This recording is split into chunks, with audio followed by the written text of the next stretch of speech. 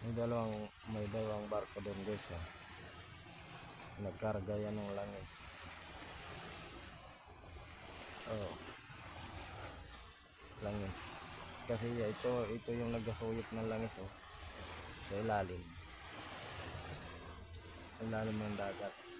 Tapos dinadaan nila dyan sa tubo na yan, oh. Papunta doon, oh. Nadaanan namin yan, oh. Yung barko na yan. Marami yung tangki doon, oh.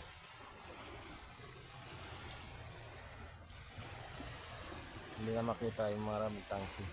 Tapos meron pa doon isang barko guys. Ayan, oh. Waiting pa yun. Kasi may dalawa pala doon na ginaloadan. Ayan, oh, nagloading. Okay, may andun pa dito. Kuhanan langis.